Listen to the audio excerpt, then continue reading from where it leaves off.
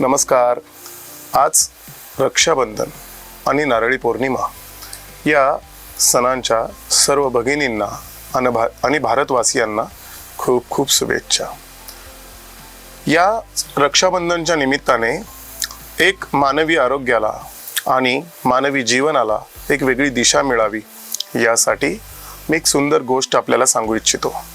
ती म्हणजे पूर्वी बहीण गरीब असो किंवा श्रीमंत असो, ती आपल्या भावाला राखी बांधण्यासाठी तिच्याकडे असलेल्या साधन सामग्री निशी ती आपल्या भावाकडे जायची आणि कुठलाही लोभ, कुठलाही स्वार्थ न ठेवता बंधू प्रेमापोटी, भावाच्या प्रेमापोटी ती जाऊन राखी बांधायची आणि आपल्या भावाशी, आपल्या भाऊजाईशी, आपल्या आईवडिलांशी 4 शब्द प्रेमाचे बोलायची आणि आपल्या सासरी परतायची.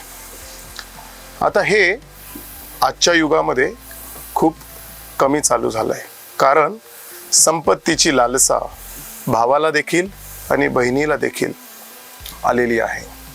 पूर्वीचं जे वातावरण होतं ते आता राहिलं नाही. पूर्वी आपला भाऊ किती पैसे कमवितो, त्याच्याकडे काय आहे याच्याशी बहिणीला देखील देणं घेणं नव्हतं, परंतु तो सुखी आहे का याच्याशीच फक्त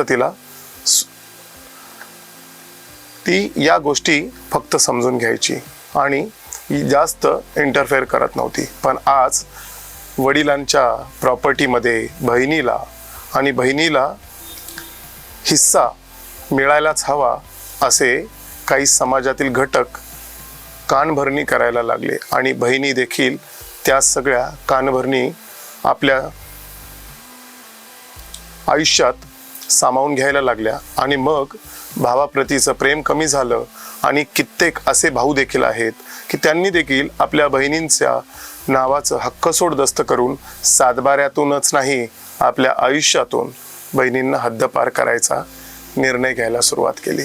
आणि मग या बहीण भावांमधलं प्रेम कमी होत गेलं, कमी होत चाललंय आणि कालांतराने आपल्या बहिणींशी संबंध देखील तुटायला लागले, नातेसंबंध कमी व्हायला लागले, खूप नाती दुरावायला लागली.